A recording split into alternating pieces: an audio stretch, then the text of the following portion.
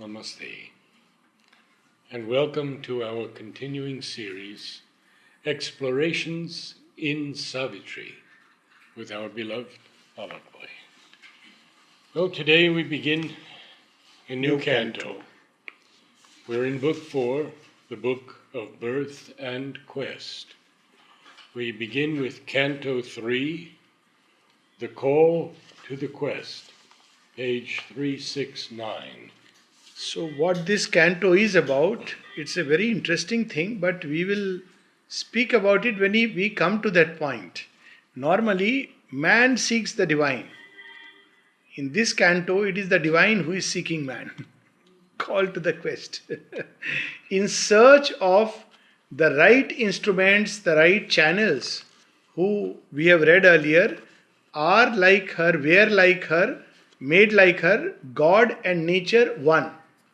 We had read just the previous canto that none could come near. See, this is the line we read very beautifully on page 366 toward the end. Nowhere she found her partner of high tasks, the comrade of her soul, her other self, who was made with her, like God and nature one. So it is very interesting, how the divine chooses the instrument. This is a question which Nalnida raises in one of his talks, and a question which was even asked to Sri Aurobindo. See, if you see in the Gita, why Arjuna was chosen?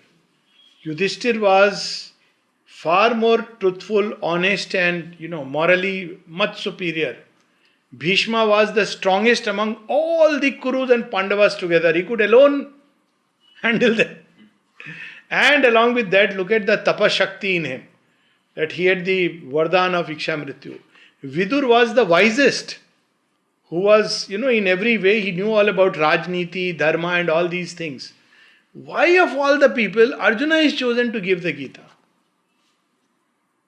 He is neither the best archer, he is very good, no doubt about it, but he is not the very best. Given that Drona, Bhishma, Karna, they were all invincible. And so was Arjuna, but nor was he the most moralistic or ethical being like Yudhishthira. But something in him made him a fit instrument, so much so that Shri Krishna goes on to say that, we have together fought the battle of the ages. You don't know it. So here we have this call to the quest where, the right kind of instruments who will be the harbingers of change in earth nature. That is the call, and it starts with an experience of Ashwapati. It's a very vivid, detailed, Sri Aurobindo describes that Ashwapati is standing. Imagine, maybe he has a palace, and one of the balconies were looking through the colonnade of trees towards the sun. And in a moment, while in the midst of nature, he passes on to another dimension of consciousness. That's how it is described. The call, Canto 3, the call to the quest, a morn that seemed a new creation's front, bringing a greater sunlight, happier skies. Now that is the feeling he is having. It's like any other morn. But, came burdened with a beauty moved and strange out of the changeless origin of things. So this morning has come burdened with some message, something more beautiful, something greater to Ashwapati. Now Ashwapati will of course be described subsequently.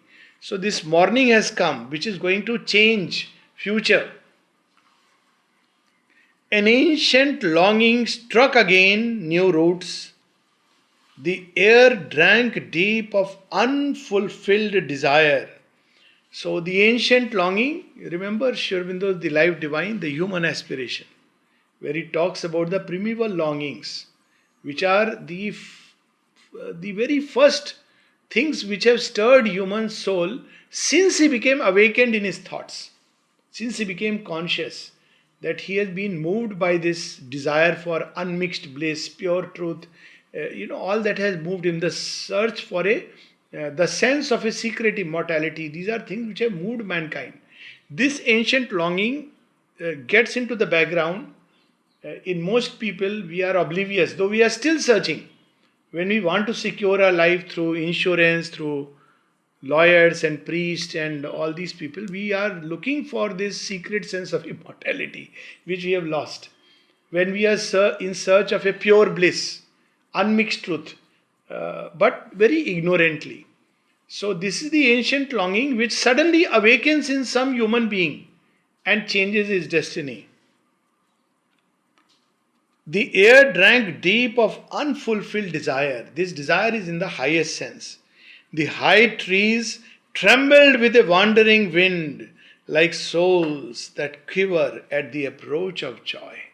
So suddenly today something is going to happen, and they feel that experience. Now it is going on in Ashupati's being. So the whole all nature is kind of reflecting his inner mood. And in a bosom of green secrecy, forever of its one love note, untired, a lyric quail cried among the leaves. So, Sri Aurobindo's favorite bird, quail. Lyric quail. She is also crying in the leaves as if inviting to something. Quail often comes in the change of season. So, she is inviting. Something is going to happen. So, there is a mood, the whole atmosphere is being prepared. Away from the terrestrial murmur turned, where transient calls and answers mix their flood. So not only transient calls, but also answers. So we are filled with, that's why one of the big problem of having too many books in our Indian thought is that we have lost the ability to question. And that's why when Sri Aurobindo says that how are we going to rediscover the capacity which we have lost, he says by going back to the same process that we adopted. And you know what he says? By questioning everything. That's how these books were born. How was Veda and Upanishad born? Nobody taught the rishis, this is Veda, this is Upanishad. They were carrying this quest inside. So this quest, if we have, the Vedas will reveal themselves in their own way. The Upanishads will flow like Ganges to Bhagirath. But this quest is important. So we have heard about the ancient longing, the unfulfilled desire, and now that when transient calls and answers mix their flood, King Ashupati listened through the ray. So instead of being lost in all this hum of, mental noise, he steps back and he's watching the sun ray, and suddenly another ray reveals, the ray of intuition which awakens in his heart. So beautifully, Sri Aurobindo is blending material nature with an inner reality. Actually, this is an experience he describes in one of the letters, that while watching nature, and I myself distinctly remember, I remember the place. I had gone on temporary duty to a Air Force station called Chabua, God-forsaken place. And I remember on New Year morning, I woke up, and as I stepped out, the trees and the sun, and it was such an experience. It was like a very different thing altogether. Now, I can't put it into words. So sometimes nature becomes a trigger for something else. And you are not meditating at that time, you are not thinking of something, and it reveals. So that's the beauty of this experience. And the mother repeatedly says, all true experiences are when they come spontaneously. When you think, I want this experience, then your mind may play trick and form it, including experiences like Kundalini, giving you a vision. But we should not seek after experiences. We should seek after divine. And suddenly a cloud is rent, a veil is gone, and something, begins to reveal itself. So that's what is happening with Ashupati. Look at how beautifully he describes, a very beautiful description. King Ashupati listened through the ray to other sounds than meet the sense-formed ear. So these ears have been formed, eyes, all these senses, to register only impact of material things. So what about impact of subtle things? They are not tuned to that. There is an inner ear, there is an inner sight, but ordinarily it is suppressed because we are taught to suppress it as we go through education. If a child says, I felt like this, no, don't, you are imagining. So we suppress the inner faculties which are there in children. On a subtle interspace which rings our life, unlocked where the inner spirits trance closed doors. The inaudible strain in nature could be caught across this cyclic tramp of eager lives, across the deep urgency of present cares. Now, you see this description cyclic tramp of eager lives running around and eager. Where are they running? Oh, I have this work, I have that work. The urgency, as if heavens is going to fall if this work is not done at this point of time. That is how we let time flow past. Earth's wordless hymn to the ineffable arose from the silent heart of the cosmic void. He heard the voice repressed of unborn powers, murmuring behind the luminous bars of time. So, Earth's wordless hymn, this ancient longing, Earth has been aspiring, all the aspirations of all the seers is there in Earth nature. And when we take a material body, we also inherit it. We just don't realize that, their work is somewhere in the subtle ether. And we inherit it also, the anguish of the globe, the challenges of the globe, but also the aspiration of those who have gone before us. And this is beautifully revealed in the Vedas. Rishis speak of the forefathers. You will see at some point they will speak of, we heard it, we received it from the forefathers. Who were the forefathers? Now, Mother described there was a tradition more ancient than the Vedas and even the Chaldean traditions, two ancient traditions, of which we remember nothing. But the Vedic rishis were the first one who systematically memorized it and gave it to earth. But this experience is not new. There have been, those who wandered, we don't know of them, from a previous cycle, and that they transmitted it, and those who heard it, the Vedic rishis, to their credit, kept it intact and then, followed those lines, had their experiences. But there were traditions before them. So it's a very ancient longing in the earth. So that Ashwapati catches. And beautiful. Again, the mighty yearning raised its flame that asks a perfect life on earth for men. This is the original aspiration. Where did mukti and all this come in? I want to experience this, I want to experience that. This is not the original aspiration. Original aspiration is for a perfect life on earth. And if you see, we even in our ignorance are seeking that. It's because it is not perfect, therefore we turn to, either mukti or become vairagis, all these things. But if perfect life could be established here, original aspiration is that. And praise for certainty in the uncertain mind. You see, we were just discussing all this, Vivek, that, we were humming a song actually from one of the movies, Waqt. आगे भी जाने ना तू, पीछे भी जाने ना तू, जो है, जो भी है, बस यही एक पल है. But human beings think so highly of themselves. But the real thing is, if you look at real life, you can't predict what's going to happen the next moment. And if you look at it like that, it gives a lot of humility. With all your power, all your contacts, all your wisdom, all your degrees, you can't master fate. This is strange. And that's why fate is the challenge thrown to the human soul. That human soul is besieged by all kinds of forces of which man has no idea. And the day we master it means that day we have mastered all these forces. That's why if you want to master fate, you have to master yourself. That is the secret. Because when you master an element in yourself, you master corresponding elements in creation. That's why it's called Swarat to Samrat. You master your physical nature, you master the elements. You master your vital nature, you master the animals and ferocious beings. That's why a tiger doesn't attack the yogi, because he has mastered his vital nature.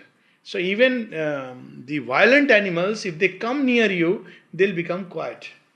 You master your emotional nature and its turbulence, you will be safe and secure from all the hurts and pains that besiege us at every moment.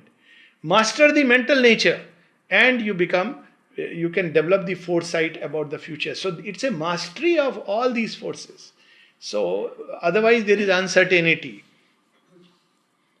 and praise for certainty in the uncertain mind, and shadowless bliss for suffering human hearts, and truth embodied in an ignorant world, and Godhead divinizing mortal forms. Now remember the first passage of Life Divine? It's exactly that. But look at the andaz, how Shavindo puts it. Exactly the first passage. Primeval longings, ancient yearning of earth. And what is it? All the four things he mentions, except that sense of a secret immortality, he takes it one step further, divinizing the form. So it's not just immortality within. See, that's why Savitri is ultimate. Actually, look at it, the sense of secret immortality, Shavindo speaks of divinizing mortal forms. Otherwise, all the things are there: perfect life, certainty, shadowless bliss, truth embodied in an ignorant world, and Godhead divinizing mortal form. This is the ancient yearning. A word that leaped from some far sky of thought. This is called Akashvani in ancient scripture. Akashvani is not there is cloud and suddenly dhar and thunder. Akashvani is an inner condition where something within you speaks about life, about creation. It brings back our aspiration. Admitted by the cowed receiving scribe. So who is this cowed receiving scribe? Is the brain through which it gets transmitted. Traversed the echoing passages of his brain and left its stamp on the recording cells. So cells are only transcribing something which is coming from above. And that's why when people ask cellular yoga, so much is being written. Reading Sri Aurobindo is engaging in cellular yoga. Why? Because when we read, what is happening? Even writing. And there is a purely neurological reason for it. So when you read, what is coming into play? Your eyes. Okay. Then next is brain. And when you write, the eyes, the brain and the hands. So all this which you are reading and writing, your brain, eyes, they are receiving and transmitting. So when you hear Sri Aurobindo's Savitri, my choice is mother's words directly. Then what is happening? The brain or the ear, hearing organ, the nerves, they are all getting impinged by those vibrations and going back to the brain. And that's why she says, when you read Sri Aurobindo, don't try to understand. Whatever is necessary, Sri Aurobindo's reading, it will create new brain cells. These are her words. New brain cells necessary for the understanding. People often don't notice it. New brain cells means new brain cells. Nothing less. Brain cells necessary for the understanding. Because right now the brain cells are close to light. If there is too much light, they go off in sleep mode, like computer. So it goes into sleep mode because they are not used to. That's why we have this susupti and trance, because we can't keep awake in the light. But after some time, there are new brain cells which not only receive, they are thrilled with ecstasy and joy. So this is the yoga of the cells. So what does this voice tell us, Sripati? It's one of my most favorite passages. I just, literally freak out on this. Oh, force-compelled, fate-driven, earth-born race. This is what we are. One line summarized. Force-compelled. We don't know who is compelling us for what. Whole day, we talk about me choosing, but where is the me and who is choosing? All is a conditioned thing which is going on. Fate-driven, which is what we discussed. We don't know what is going to happen the next moment. And earth-born race. Oh, petty adventurers in an infinite world. What is our limit? New Delhi to New York. And back through Cathay Pacific, through the other route. This is our limit. That's Jamwant had taken 7 times circle of the earth. That's what he is famous for. He had roamed around the earth 7 times. So, we are very proud. We have gone to all the countries. He is petty adventurer in an infinite world. There are domains beyond domains. Crores and crores of worlds which we don't know. That's how, Gangadharanji's experience. Many other mystics, they talk about Lak Brahmand. If you read in the ancient scriptures, even Guru Nanak, he talks about Lak Brahmand. There are lakhs of universes and planes of consciousness. But we are petty adventurers. Even that we are scared of going to some place, my mohalla is best. and prisoners of a dwarf humanity. Dwarf because its seekings are dwarf. Roti, kapda aur makan, bas itna hi pehlwan. That's all. This is a basic thing. You will get it anyways. There is so much more. How long will you tread the circling tracks of mind? So Sri Aurobindo is telling us through Ashapati. He's telling us how long? Circling tracks of mind. Morning to evening, this happened, that happened, why it happened, what all this analysis. Sri Ramakrishna put it so beautifully. He said, if your mind is like water, how much ever you may churn it, you will not get ghee out of it. First, make it concentrated into milk, knowledge. Then when you churn it, some essence or wisdom will come out. So how long will you tread these circling tracks of mind around your little self and petty things? If you really see, whole day, food, beyond food, that person, this person, my little life, my little issues, my little problems, that's it. Little joys, little griefs, but not for a changeless littleness where you meant. Not for vain repetition where you built, repeating the same course, birth after birth, going back to school with a bag, once again learning ABCD. You're not meant for this. It's something else. Out of the immortal substance you were made. After all, our soul is straight out of the Divine Mother's heart. And our body, it is nothing but the body of the Lord.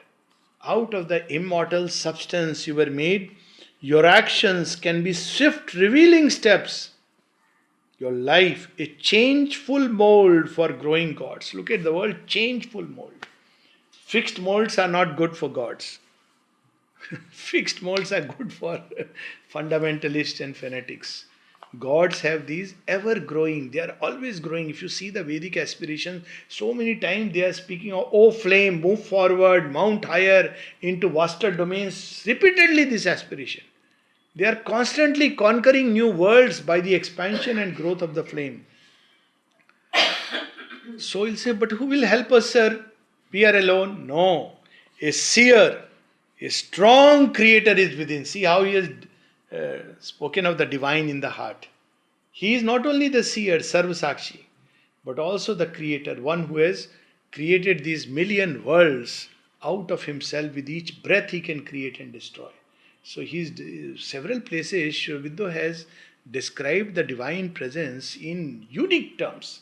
Here he is describing him as seer and a strong creator, both passive and dynamic aspect. A seer, a strong creator is within. We don't have to seek outside. The immaculate grandeur broods upon your days. There is this grace, this grandeur of the infinite which is always watching over us, waiting for us to just give a call. There is that famous one, no? That this world of delight, one of the messages of the mother, waiting at our gates for our calls to come. Just one, but we are not calling that. Somebody had beautifully written a short story, a diary in the of the divine, a page in the diary of the divine. So divine is writing a diary. I went to meet him in the morning. This fellow got up and rushed to the bathroom and shut the door on me. Then, I was waiting, okay, he will come ready and come. So on the breakfast table, I was trying to draw his attention, but he was busy thinking of the food on the table and the work at the office. Then suddenly he ran out with his briefcase and I ran behind him. But he sat in the car and shut the door upon me. And when I went to the office, he had no time to meet me, he had time to meet everybody. And so on, and he comes home at night, he thinks now he is tired, I can make him sleep in my lap. But he is not thinking of that, he is thinking of the next day and all the problems and the issues which I am ready to take. That's why Mother says every morning we must light up this flame of aspiration. First thing in the morning. And at one place she also says that send gratitude to, we have another day, good, one more chance. And every night once again to send her gratitude. So this is how a day can be, and of course in between as many times. The immaculate grandeur broods upon your days. Almighty powers are shut in nature's cells. So, this is the possibility that the very divine power, divine presence is shut inside cells which are made from chemicals and agenda. Mother speaks of this divine presence at the center of each cell. And she talks about conversations with the cells, where she's trying to convince the cells that, look, there is a divine presence inside you. Then she says one group of cells is understood, but the other group is not understanding. Then she picks up each cell and tries to explain. Can we imagine? And then she says, you don't have to do all this. I will do it for you. I am just revealing to you. You open to me, I'll do it for you. So look at almighty powers. A greater destiny waits you in your front. What is this greater destiny? A good job, good family life, good house? No, a greater destiny. What is this destiny? This transient earthly being, if he wills, can fit his acts to a transcendent scheme. Right now, we fit it to an individual ego scheme. Sometimes, some people are charged with the cosmic power to do some work. But transcendent scheme, the yet unborn destiny, the unborn powers, we can fit our acts to that. He who now stares at the world with ignorant eyes, hardly from the inconscience night aroused, that look at images and not at truth. What marvelous line it is. And we think it is truth. The world is blinded by such truths. All nothing but images. All nothing but images. I saw this. What you have not seen is the most important part. I heard this. What you didn't hear is the most important part. So, look at images and not at truth. Can fill those orbs, the eyes, can fill those orbs with an immortal's sight. Immortals, not immortal sight, immortals, the gods. Gods can look into the future. So we can have a godlike vision. And then he says, this is our destiny, to fit our acts into transcendent scheme, to have eyes which can, look into the future, have the power that can wake up in the body cells. And then he goes on to assure us, and toward this destiny, the divine presence is in the heart, which is leading us towards it. Only it is waiting for us to call. That's all it waits. So, yet shall the Godhead grow within your hearts. Now he is giving an assurance. It doesn't matter, even if you don't know it. Yet it will grow within your hearts. You shall awake into the spirit's air and feel the breaking walls of mortal mind. This actually happens, though in mystic experience they use the word Kapal Vedan.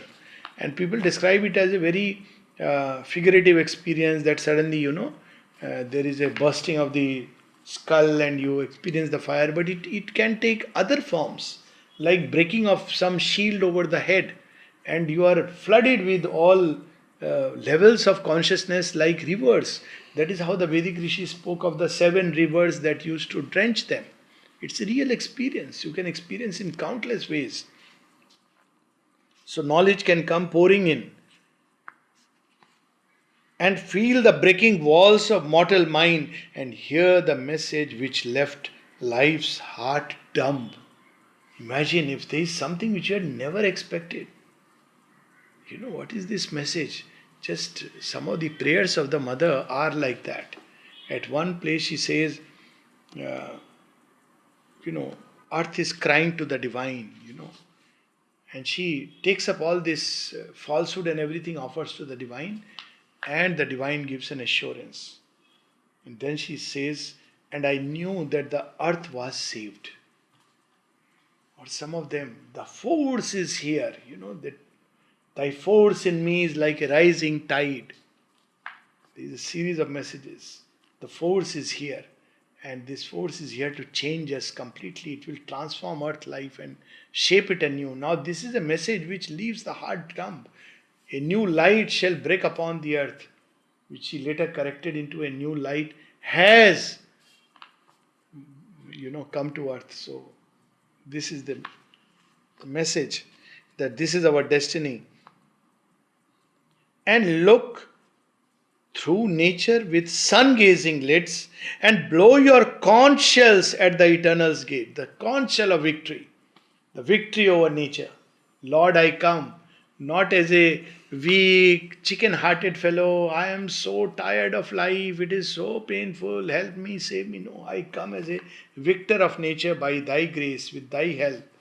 And that's how I come. That's what should be our destiny. Authors of earth's high change, to you it is given. What is given to us? The task, work. It is not just working in a department or here and there. That is an outer work. It is only a preparation. What is the real work? Authors of earth's high change, to you it is given to cross the dangerous spaces of the soul. Just imagine, it's not easy. There are so many forces which will come in between, which will delude, misguide. In one of the places in Hymns to the Mystic Fire, Sri Aurobindo says, the soul of man is a world full of battle, where forces help and hinder the march. These are the gods and the titans. It's a battle. It's not as simple as sit, concentrate, interiorize, and you find the soul. Before the soul comes, the darkness will come. At first, she stepped into a night of God. What are you seeking? Soul? No, there is no soul. You remember when Savitri speaks of entering first the material consciousness, it doesn't give in. Then the vital, it fabricates the soul. Then the mind says, you have arrived, take rest, write your name in the book of the elite. You are now a chosen one. So to you it is given, to us human beings, to cross the dangerous spaces of the soul. That's why the mother calls it as the great adventure. It is the greatest adventure that mankind has ever undertaken. And touch the mighty mother stark awake. The divine mother who is waiting. Just imagine what would happen. Touch the mighty mother stark awake. There was once this queue where people were standing, and one girl suddenly fainted in the playground. They were standing to see the mother. And everybody said, no, let her be like this. Half an hour after that she recovered. Mother explained she wanted to see me as I am. Now she won't remember anything. By that sudden urge, she had a touch or a glimpse. How can we behold her with these death-bound eyes? So, but still, a little touch is enough to blow the fuse and break the nut bolts loose. That's why you see so many loonies floating around. It's not easy to bear that touch. And this is a very indirect touch.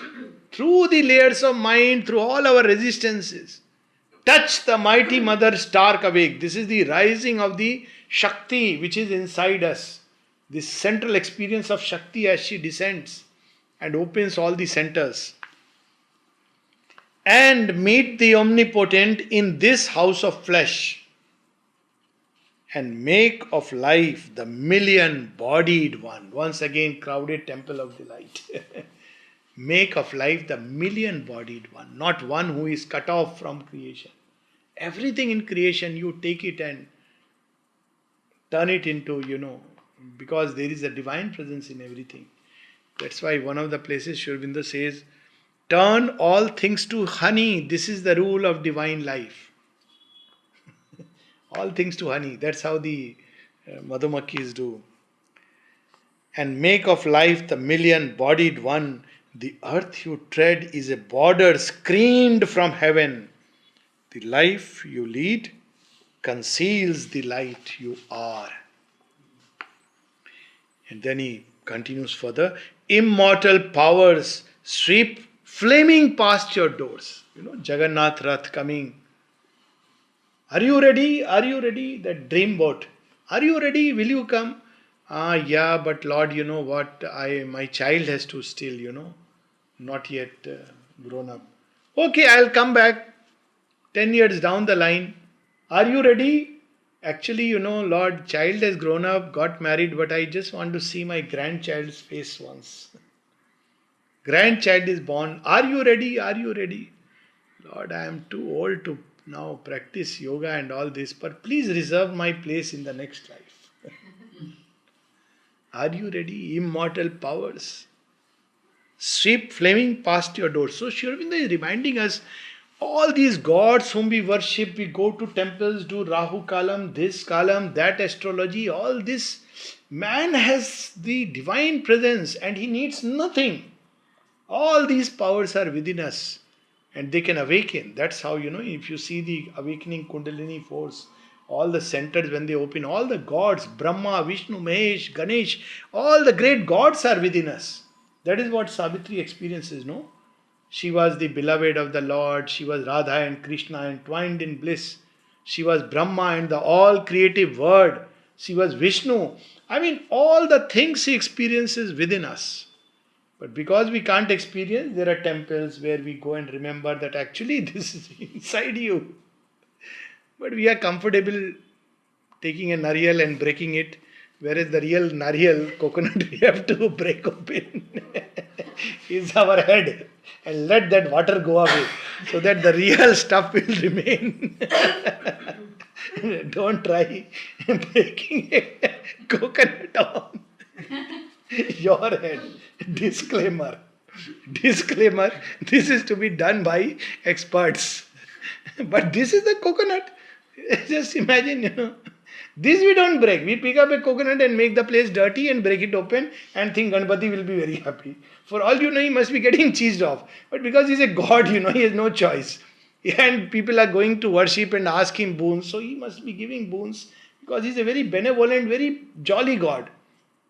But actually all these are within. That's what all mystic literature has said this, by the way, that man can directly connect with the Supreme from the age of the Upanishads.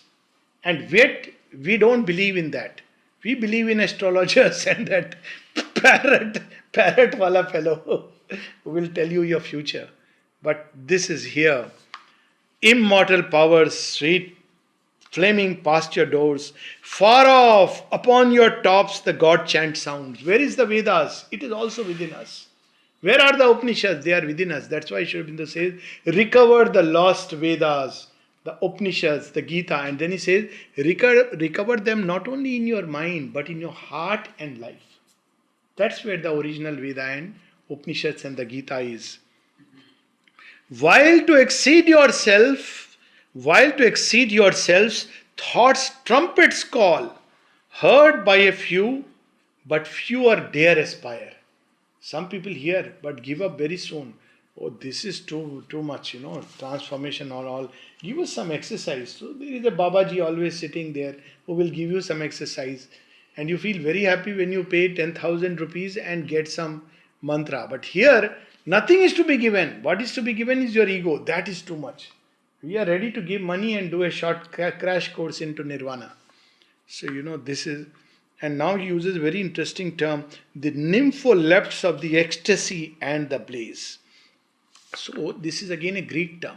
So nympholepts. Now nymph we know is a generic word for feminine energies. Sometimes they are regarded as energies of wood, spirits. But all the devis, if you have to use our words, devis. And who were the nympholepts? Nympholepts were those who were possessed by these goddesses. So there is a classic story, I have forgotten his name, Archimedes or somebody who used to be possessed in Greece by the nympholepts. So, and he used to that time make beautiful paintings and sculpture, and he has written beautiful things. They were goddesses through whom he was inspired. So these goddesses, when they possessed human nature, it turned into an ecstatic field of God expression. So nympholepts of ecstasy, they are waiting. All the great goddesses, Saraswati, Ila, Mahi, Bharati, they are waiting, Dakshina. An epic of hope and failure breaks earth's heart. Her force and will exceed her form and fate. But what we instead experience is hope and despair. A goddess, now he is describing the earth goddess, and we'll read few lines and then we will stop. A goddess in a net of transience caught. Earth is a goddess. And she hopes and she dares and she despairs because For aeons she has been trying, but she never gets tired. And she looks for some children who will embody this anguish and aspiration with which she is born. A goddess in a net of transience caught. Now imagine, you are caught up in a net. What is this net? Of things which are transient, but they make you forget the eternal. You are all the time running after these things. Self bound in the pastures of death, she dreams of life. Self bound because they are very alluring meshes. So she is caught in the nets of transience. But still, she carries this aspiration and dreams of an eternal life. Self racked with the pains of hell, aspires to joy. Out of her own choice, self racked. Human beings choose the very things which will give them pain and suffering. At one place in her prayers, Mother writes, it is so strange. She is finding something strange. What is strange?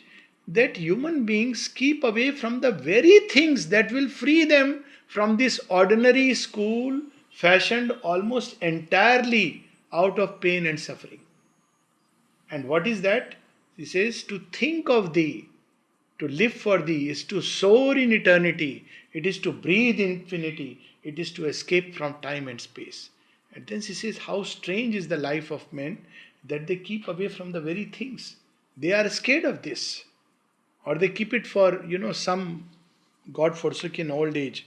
Self-racked with the pains of hell, aspires to joy and builds to hope her altars of despair.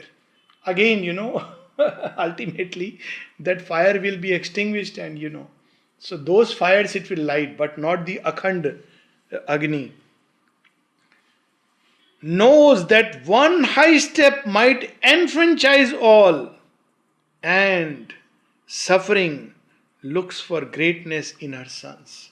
Earth goddess is waiting that there will be one deliverer, one Perseus, one Arjuna, one, of course, Sri Aurobindo is beyond just, but he is a child of earth also, who will come and deliver her. She is waiting, so she forms bodies after bodies after bodies after bodies, that there will be at least few children of mine who will deliver me from this state of agony in which I am plunged. Don't feel like stopping, but we will stop and continue. Not next Sunday and Monday, but next to next Sunday and Monday. Because next Sunday I won't be here.